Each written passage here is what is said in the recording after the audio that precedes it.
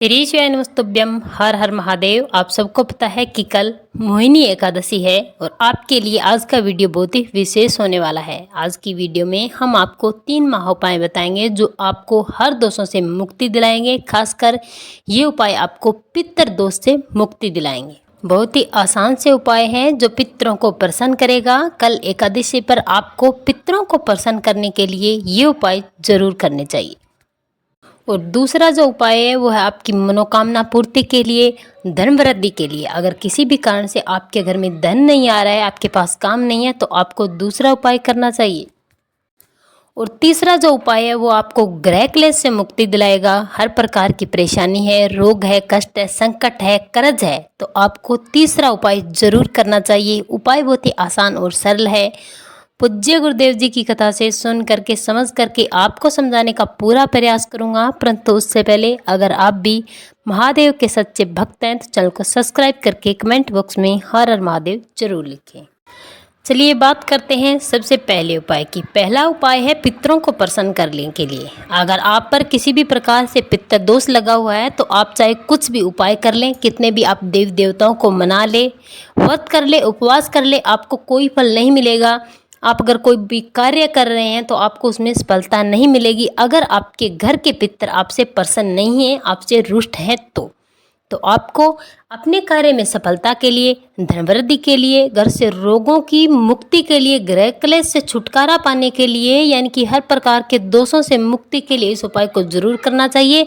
मात्र एक उपाय से आपके घर के पितर प्रसन्न होंगे और आपको आशीर्वाद देंगे।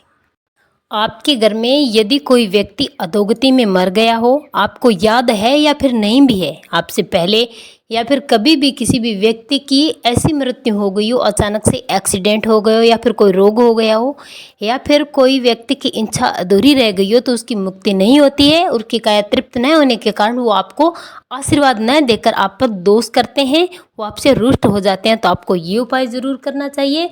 पूज्य गुरु जी के अनुसार इस उपाय के लिए आपको अपने घर के मटके का 1 लोटा शुद्ध जल तांबे के पात्र में भर लेना है। अगर आपके घर में मटका नहीं है तो आप जहाँ से अपने घर में जल यूज करते हैं, आरा या टुंटी से, उसका जल आप तांबे के पात्र में भर लें।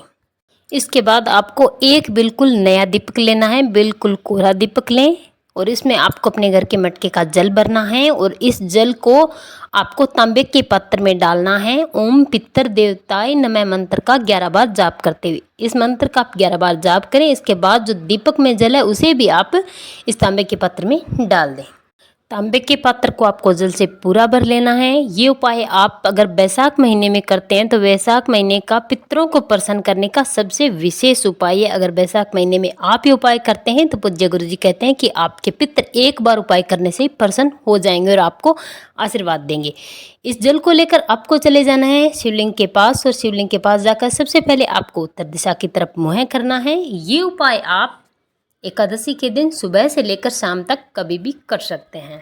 और आपको पित्रेश्वर महादेव के नाम से इस जल को महादेव की शिवलिंग पर पूरा का पूरा समर्पित कर देना है।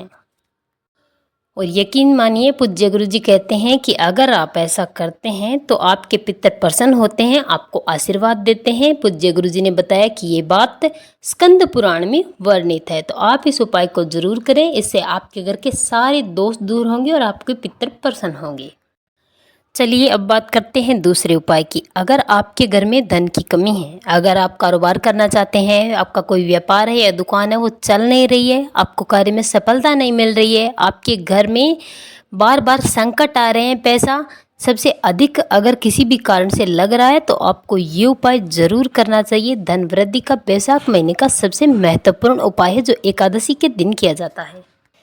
इस उपाय के लिए लेना है आपको अपने घर के मटके से तांबे के पात्र में 1 लोटा शुद्ध जल। इसी के साथ आपको लेनी है 1 बेलपत्री। ध्यान रखें बेलपत्री कहीं से भी टूटी फूटी या खंडित नहीं होनी चाहिए। अब आपको इस लोटे में बेलपत्री डाल देनी है और इसे लेकर चले जाना है महादेव के मंदिर में। महादेव के मंदिर में जाकर सबसे पहले आपको नंदी महाराज का जो उठा हुआ पैर है उस पर आपको थोड़ा सा जल लोटे से समर्पित कर देना है। आपकी धन वैभव से संबंधित, धन लक्ष्मी से संबंधित जो भी समस्या है उसे बोल करके, आपको अपनी मनोकामना बोल करके, ऐश्वर्य कीर्ति की जो भी आपकी मनोकामना उसे बोल करके नंदीश्वर महादेव के उठे हुए पैर पर आपको थोड़ा सा जल समर्पित कर देना है।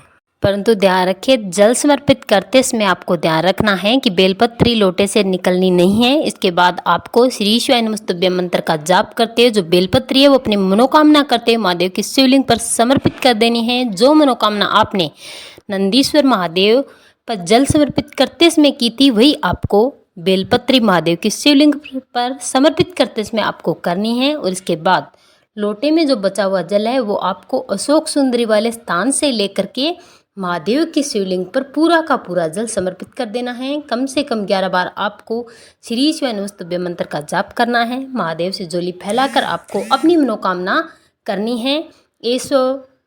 ऐश्वर्य, वैभव और कीर्ति के लिए आपको प्रार्थना करनी है। पूज्य गुरु जी कहते हैं कि जो भी व्यक्ति बैसाख की एकादशी के दिन इन दो में से अगर एक भी उपाय कर लेता है तो उसकी 71 पीढ़ियां तर जाती है।